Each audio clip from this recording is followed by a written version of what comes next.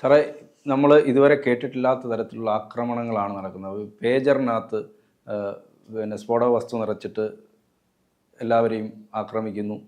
അത് കഴിഞ്ഞിട്ട് ശവസംസ്കാര ചടങ്ങ് നടക്കുമ്പോൾ, പേജർ ആക്രമണത്തിൽ മരിച്ച ആളിൻ്റെ ശവസംസ്കാര ചടങ്ങ് നടക്കുമ്പോൾ അവിടെ ഉപയോഗിക്കുന്ന വാക്കി ടോക്കിയിൽ സ്ഫോടക വസ്തു നിറച്ചിട്ട് അവിടെ ആക്രമണം നടത്തുന്നു. അപ്പോൾ ആകപ്പാടെ ഇസ്രയേൽ രണ്ടും കൽപ്പിച്ചാണ്. ഇതൊരു തുറന്ന യുദ്ധത്തിലേക്ക്, അതായത് ഇസ്രയേൽ തന്നെ പറഞ്ഞിട്ടുണ്ട്, നമ്മൾ ചർച്ച ചെയ്തിട്ടുള്ളതാണ് പലതവണ.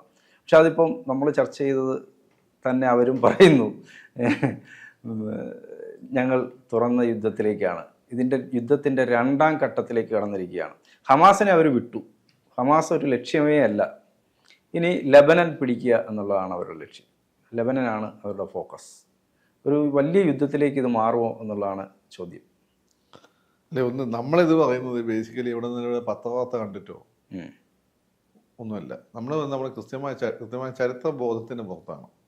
കൃത്യമായ ഹിസ്റ്റോറിക്കൽ ആൻഡ് ഫിലോസഫിക്കൽ അനാലിസിസ് ആണ് ഞാൻ നടത്തിയിട്ടുള്ളത്. അതുകൊണ്ടാണ് നമുക്ക് ഇത്തരം കാര്യങ്ങൾ പറയുന്നത്. നമ്മളെ പല ഇലക്ഷൻ പ്രവചനങ്ങൾ ശരിയായിട്ടുണ്ടെങ്കിൽ അതിനും കാരണം ആ ഹിസ്റ്റോറിക്കലായിട്ടുള്ള സ്റ്റഡിയാണ്. തെറ്റിയിട്ടുണ്ട്, അതിനാണ് ഹിസ്റ്റോറിക്കൽ സ്റ്റഡിയുടെ പ്രശ്നമല്ല. ആ സമയത്തുണ്ടായ ചില അടിയൊഴുക്കുകൾ നമുക്ക് കാണാൻ പറ്റാതെ ഹിസ്റ്റോറിക്കലായിട്ടുള്ള പ്രശ്നമല്ല. ശരിയായ മൊത്തം ഹിസ്റ്റോറിക്കലായിട്ടാണ്. അത് പെട്ടെന്ന് ഡ്രാസ്റ്റിക്കായ ചില അടിയൊഴുക്കുണ്ട്. നമുക്ക് ചിലപ്പോൾ നമ്മളെപ്പോലുള്ള ആളുകൾ ശ്രദ്ധയിൽപ്പെടുത്തണമെന്നില്ല, പെടണമെന്നില്ലത്. പക്ഷേ ഇപ്പോൾ ഒരു ഇലക്ഷനിൽ UDF അംഗം ഉണ്ടോ LDF അംഗം ഉണ്ടോ എന്ന് ആർക്കും പൊതു ട്രെൻഡ് നോക്കി പറയാൻ എളുപ്പമാണ്. അതുപോലല്ല, അതിൻ്റെ അപ്പുറത്തുള്ള ഒരു തലത്തിൽ നിന്നുള്ള കാര്യങ്ങളാണ് ഞാൻ പറഞ്ഞത്. അങ്ങനെ പലതും ശരിയായിട്ടുണ്ട്. അതിലൊന്നായിരിക്കും ഇത് നമുക്ക് ഇസ്രായേൽ എന്നുള്ള രാജ്യം അവർ രൂപീകരിച്ച ഒരു രീതി കണ്ടാൽ തന്നെ ഇത് ഇവിടെ ഒന്നും നിൽക്കാൻ പോകുന്നില്ല. പിന്നെ അവരുടെ ഒരു ചരിത്രം പഠിച്ചാലും നമുക്കറിയാം. അവർ ഇപ്പം ആദ്യ കാലഘട്ടത്തിൽ നമ്മുടെ എബ്രഹാം, നമ്മുടെയൊക്കെ പൊതുപിതാവ് പറയാവുന്ന ആളാണ്, പൊതുപിതാമഹൻ, അതാണ് ഇബ്രാഹിം, അബ്രഹാമിന്റെ സന്തതികൾ ആണല്ലോ. അപ്പം മൂപ്പരുടെ കാലത്ത് വലിയ പ്രോബ്ലം ഉണ്ടായിരുന്നില്ല. മൂപ്പര് കുട്ടികളുണ്ടാകത്തൊക്കെ പ്രശ്നം ഉണ്ടായി. കുട്ടികളുണ്ടായി കഴിഞ്ഞതിന് ശേഷമാണ് പിന്നെ പ്രശ്നം തുടങ്ങുന്നത്. അത് കഴിഞ്ഞ് ഇവർ ഈ പറയുന്ന പട്ടിണിയൊക്കെ ആയപ്പം ഈജിപ്തിലോട്ട് പോയല്ലോ. ഈജിപ്തിൽ ഒരു തിരിച്ചുവരവുണ്ട്. ആ വരവൊരു ഒന്നൊന്നര വരവായിരുന്നു. വരുന്ന വഴിക്ക് ഇവർ കടൽ കടക്കുന്നു, മോസസ് ദൈവത്തോട് സംസാരിക്കാൻ പോകുന്നു. അന്നപ്പോൾ ഇവർ കാളക്കുട്ടീനെ ഉണ്ടാക്കി. കാളക്കുട്ടി അവിടുത്തെ ദൈവമാണ്, ബാൽ നെട്ടാൻ വന്നിട്ട് ദൈവമാണ്. ഇന്ത്യയിൽ മാത്രമല്ല, അന്ന് ഈ ജൂഡോ ക്രിസ്ത്യൻ ഇസ്ലാമിക് ട്രഡീഷൻ വരുന്നതിന് മുമ്പ് ലോകത്തെല്ലായിടത്തും കാള ഒരു പ്രധാനപ്പെട്ട ദൈവമായിരുന്നു. അതിപ്പം നിൽക്കുന്നത് ഇന്ത്യയിൽ മാത്രമാണ്. മുൻപ് അവിടെ ബാൽ നെട്ടാണ് ദൈവത്തിന്റെ പേര് തോന്നുന്നു. അപ്പം കാളക്കുട്ടി ഉണ്ടാക്കി അവർ ആരാധിക്കാൻ തുടങ്ങുന്നു. ഇത് കണ്ട് ജീസസിന് ദേഷ്യം പിടിക്കുന്നു. ജീസസിനല്ല, മോസസിന് ദേഷ്യം പിടിക്കുന്നു. അറിഞ്ഞ് പൊട്ടിച്ചെളിയുന്നു ഈ ഫലവും 10 കൽപ്പനകൾ എഴുതി. പിന്നെ രണ്ടാമത് വരെ സോയൊക്കെ പറഞ്ഞ രണ്ടാമത് ഫലവും 10 കൽപ്പനകളായിട്ട് വരുന്നതാണ്. അത് മോസസിന് അവരവിടെ എത്തിക്കാൻ പറ്റില്ല. പിന്നെ അദ്ദേഹത്തിന്റെ സഹോദരൻ ആരോണല്ലേ, അത് സഹോദരനും പിന്നെ ജോഷിയും കൂടിയാണ് അവരെ ഇസ്രായേലിൽ എത്തിക്കുന്നത്. ജോഷി ഓരോ സ്ഥലമായിട്ട് കീഴടക്കുകയാണ്. പിന്നെ അത് ദാവീദിന്റെ സമയമാകുമ്പോഴേക്കും വലിയൊരു രാജ്യമായി മാറുന്നു. സോളമന്റെ സമയത്ത് ഏറ്റവും വലിയ രാജ്യമായി മാറുന്നു. പിന്നെ ഇവന്മാർ തമ്മിലടി തുടങ്ങുന്നു. പുറത്തുനിന്നുള്ള ആക്രമണങ്ങൾ വരുന്നു. ഇവർ ലോകത്തിന്റെ 4 ഭാഗത്തെ ചിതറിപ്പോകും. എന്താണ് ഇവരുടെ ചരിത്രം? ചിതറിപ്പോയ ജനമാണ്. പക്ഷെ ഇവരുടെ ഒരു ഗുണമെന്ന് വെച്ചാൽ ഈ ഹിന്ദുക്കളെ കൊണ്ട് വന്നിട്ട് ഇവർക്ക് ലോകം മൊത്തം കീഴടക്കണമെന്നൊന്നുമില്ല. ആ പ്രദേശം ഇവർക്ക് വേണം. അത് അവരുടെ ഇവരുണ്ടായിരുന്ന പ്രദേശം. ഇവർക്ക് വാഗ്ദാനം ചെയ്തു. വാഗ്ദത്ത ഭൂമി ഇവരുടെ വാഗ്ദത്ത ഭൂമി ഇവർക്ക് വേണം. ഇവരുടെ വാഗ്ദത്ത ഭൂമി ഇവർക്ക് വാഗ്ദത്തം ചെയ്യുന്ന വേറെ പലരും ജീവിച്ചിരുന്നാലും വേറെ, അത് അവർക്ക് ബാധകമല്ല. ഞങ്ങൾക്ക് വാഗ്ദത്തമായി കിട്ടിയിട്ടുള്ള ഭൂമിയാണ്. അപ്പൊ അതുകൊണ്ട് അത് ഞങ്ങളുടേതാണ്, ദൈവം ഞങ്ങൾക്ക് തന്നതാണ്, ഞങ്ങൾക്ക് ഉള്ളതാണ്, ഞങ്ങളിങ്ങ് എടുക്കും. ജീസസ് ഈ നമ്മളെ സുരേഷ് ഗോപി ഇൻഫാന്റ് ജീസസിലല്ലേ പഠിച്ചത്. സുരേഷ് ഗോപി അവിടുന്ന് കിട്ടിയായിരിക്കും ഞാനിങ്ങ് എടുക്കും എന്നുള്ളത്. ദിവന്മാരുടെ പ്രയോഗം ഞങ്ങളിങ്ങ് എടുക്കും എന്നുള്ളത് അവരുടെ പ്രയോഗമാണ്. അപ്പൊ അവര് ആദ്യകാലത്ത് ഒരു പക്ഷേ ഇത് കോംപ്രമൈസിലേക്ക് പോകാൻ സാധ്യത ഉണ്ടാകുന്ന അറബ് രാജ്യങ്ങൾ UN പറഞ്ഞ് അംഗീകരിച്ചിരുന്നതിന് പ്രശ്നമല്ല. അവരംഗീകരിക്കാതെ അവർ യൂതന്മാർ പണ്ടത്തെ പോലെ ദുർബലത അംഗീകരിച്ച് അടിച്ചു തുടങ്ങി. ഇവർ വെൽ പ്ലാൻഡ് എക്യുപ്ഡ് ആയിരുന്നു. പിന്നെ അമേരിക്കയുടെ ഫ്രാൻസ് ആണെന്ന് ഏറ്റവും അമേരിക്കയെക്കാളും അന്ന് സാധിച്ചത് ഫ്രാൻസാണ്.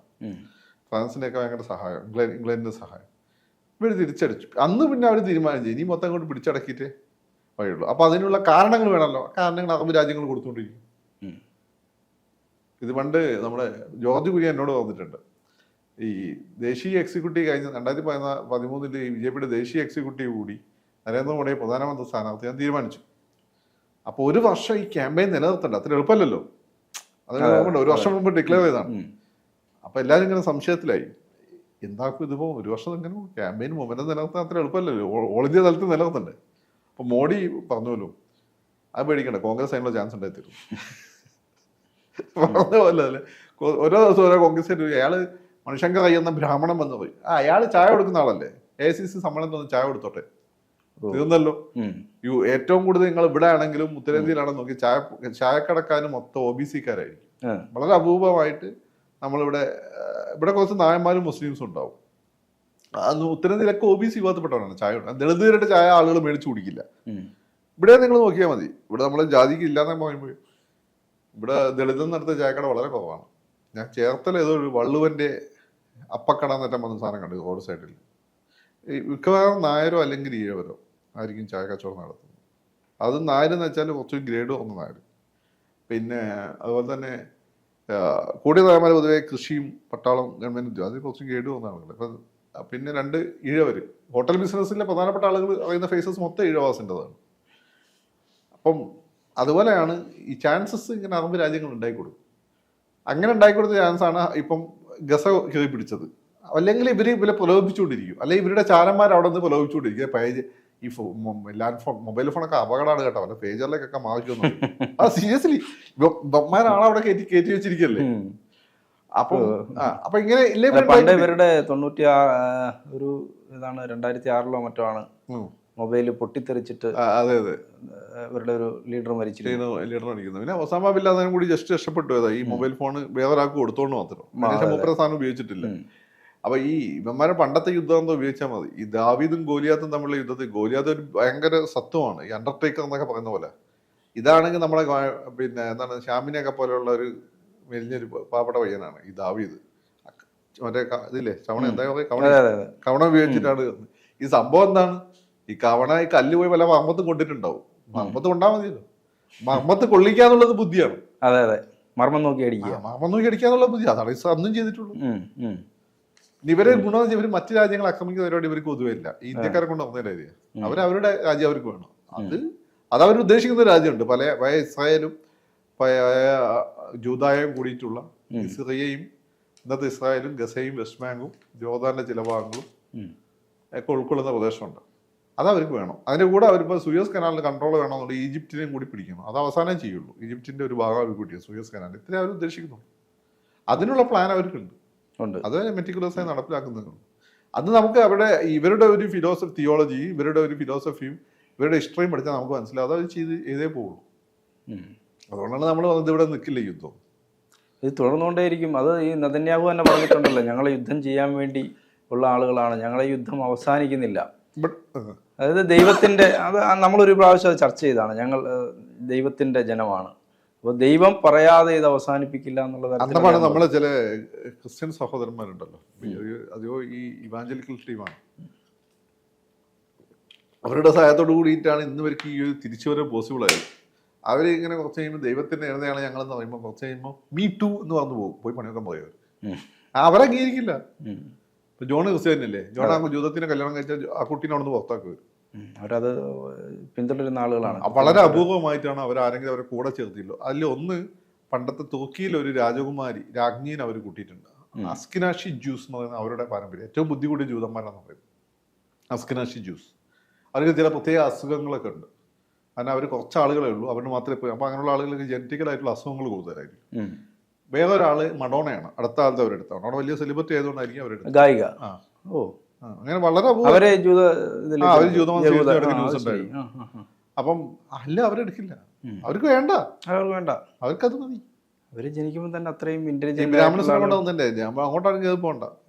അങ്ങനെ സാപ്പാട് എടുത്തിട്ടുള്ളത് അത് ക്ഷത്രിയന്മാരായിട്ട് എടുത്തിട്ടുള്ളത്. നമ്മുടെ തിരുവിതാംകൂർ രാജാവിനെ ശിവാജീനൊക്കെ ഈ ഹിരണ്യകാമം എന്നുള്ള ചടങ്ങിലൂടെ അവർ ക്ഷത്രിയനാക്കിയാണ്, ബ്രാഹ്മണനാക്കിയിട്ടില്ല. ഇല്ല, അതാണ് ഇവരുടെ രീതി. അപ്പൊ അതുകൊണ്ട് അതങ്ങനെ തീരുള്ളൂ. പക്ഷെ ഇനി ഇടയ്ക്ക് ഇതിന്റെ റിപ്പർക്കഷൻസ് വരാൻ പോകുന്നത് ഈ രീതിയിൽ ഇവർ പിടിച്ചടക്കുമ്പോൾ മുസ്ലിം രാജ്യങ്ങളിലെ ഔട്ട് ആൻഡ് ഔട്ട് യുദ്ധത്തിന് തയ്യാറാവും. കാരണം ഇവരെ അഭയാർത്ഥികളാവേണ്ടി വരും. ഇപ്പൊ ഓൾറെഡി ഗസയിലും അതാണ് നമ്മുടെ പോയിന്റ്. അങ്ങനെ വരുമ്പോ ഇത് തുറന്ന യുദ്ധമല്ല, മൂന്നാം ലോക മഹായുദ്ധം, ന്യൂക്ലിയർ പൊലിഫറേഷൻ വരും, ന്യൂക്ലിയർ ടെറർ അറ്റാക്ക് വരും. കാരണം ഓൾറെഡി ഇറാന്റെ കയ്യിൽ ഏതാണ്ട് ഈ സാധനമുണ്ട്. ചിലപ്പോൾ റഷ്യ കൊടുത്തൊന്നും വരും. കാരണം റഷ്യക്ക് ഇസ്രായേൽ അമേരിക്ക അച്ചുതാണ്ടിനെ പൊട്ടിക്കണമെങ്കിൽ റഷ്യ ആണവായുധം കൊടുക്കും എന്നുള്ളൊരു സാധ്യത വാർത്ത വളരെ കൂടുതലാണ്. കൊടുത്തോ? ഇല്ല. കൊടുത്തു എന്ന് പറയുന്നത് ഇപ്പൊ പുതിയ നാളെ മിസൈൽ കൊടുത്തില്ലേ റഷ്യക്ക്, അപ്പൊ അതിന് പകരമായിട്ട് ഈ ആണവ ടെക്നോളജി കൊടുത്തു. കൊടുത്തു. റഷ്യ ഇക്കാര്യത്തിൽ കുറച്ച് ലിബറലാണ്. നമ്മളൊക്കെ അവരോട് കുഴപ്പെട്ടിട്ടുണ്ട് പല കാര്യത്തിലും. അതെ. നമ്മളെ ഈ സ്വന്തമായിട്ട് നല്ലൊരു കാറിന്റെ എഞ്ചിൻ ഉണ്ടാക്കാൻ പറ്റാൻ നമ്മൾ ക്രയോജനിക് എഞ്ചിൻ ഉണ്ടാക്കി. എങ്ങനെ ഉണ്ടാക്കി? റഷ്യ തരാൻ നോക്കിയ സമയത്ത് റഷ്യ പൊളിഞ്ഞു. അപ്പൊ അമേരിക്ക സംഭവിച്ചില്ല. നമുക്ക് അവിടെ പഴയ ലിങ്ക് ഉണ്ടല്ലോ, അത് ഉപയോഗപ്പെടുത്തിക്കൊണ്ട് കള്ളക്കടത്ത് നടത്തി. ഈ വികാസ് എഞ്ചിനൊക്കെ അങ്ങനെ നടത്തി കൊണ്ടുവന്നു കേട്ടിട്ടുണ്ട്. അതുപോലെ കള്ളക്കടത്ത് നടത്തി നമ്മൾ ടെക്നോളജി കൊണ്ടുവന്ന് ബാക്കി നമ്മൾ ഡെവലപ്പ് ചെയ്തു. ഓക്കെ, അങ്ങനെയാണ് ഈ സംഭവം. അപ്പൊ അത് പക്ഷെ ഭയങ്കര അപകടമാണ്. ന്യൂക്ലിയർ പ്രൊലിഫറേഷൻ വന്നു കഴിഞ്ഞാൽ ലോകത്ത് ആരും ഉണ്ടാവില്ല.